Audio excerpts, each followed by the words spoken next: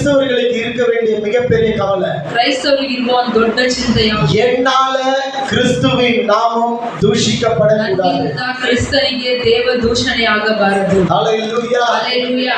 அவங்களுக்கு இருக்கிற மிகப்பெரிய கவலை அதான், என் நிமித்தம் என் ஆண்டவருடைய நாமம் என்ன பண்ணக்கூடாது? ನನ್ನ ನಿಮಿತ್ತವಾಗಿ ನನ್ನ ದೇವರ ನಾಮ தூஷிக்கப்படக்கூடாது. ದೂಷಿಸಲ್ಪಡಬಾರದು. ஒவ்வொரு நாளும் சிந்திக்கணும். ஒவ்வொரு நாளும் நாம தூங்கி எழுந்த உடனே ஆண்டவர்கிட்ட சொல்ல வேண்டியது என்னவென்றால், ಒಂದೊಂದು ದಿವಸ ನಾವು ಚಿಂತಿಸಬೇಕು. ಒಂದೊಂದು ದಿವಸ ನಾವು ಮಲಗಿ ಹೇಳಬೇಕಾದ್ರೆ ದೇವರ ಹತ್ರ ಕೇಳಬೇಕು, ஆண்டவரே இந்த நாளிலே என் நிமித்தமாக ದೇವರೇ ಈ ದಿನದಲ್ಲಿ ನನ್ನ ನಿಮಿತ್ತವಾಗಿ உங்கள் நாமம் தூஷிக்கப்படக்கூடாது. ನಾಮವು ದೂಷಣೆ ಪಡಬಾರದು. என்னால உங்க பேர் கெடக்கூடாது. ನನ್ನಿಂದ ನಿಮ್ಮ ಹೆಸರು ಕೆಡಬಾರದು. அப்படி என்ற ஒரு ஜெபத்தையும் அப்படி என்ற ஒரு உறுதியையும் நாம ஒவ்வொரு நாளும் எடுக்கணும். ಹಾಗೆಂದು ಒಂದು ಪ್ರಾರ್ಥನೆಯನ್ನು ಖಚಿತವಾಗಿ, அதுதான் உண்மையான கிறிஸ்தவர்கள்.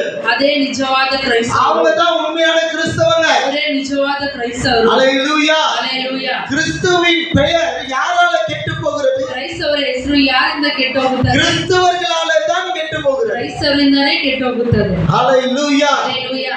நீங்கள் நன்றாய் அறிந்து கொள்ளுங்கள். ಚೆನ್ನಾಗಿ ಅರ್ಥ. அப்போ நம்ம ஆண்டவருடைய பெயரை நாம தான் கெடுக்கிறோம். ದೇವರ ನಾಮವನ್ನು ನಾವೇ ಕೆಡಿಸ್ತೀವಿ. நாம கெடுக்கிறோம்னா என்ன அர்த்தம்? ನಾವು ಕೆಡಿಸ್ತೀವಿ ಅಂದ್ರೆ ಏನ್ ಅರ್ಥ?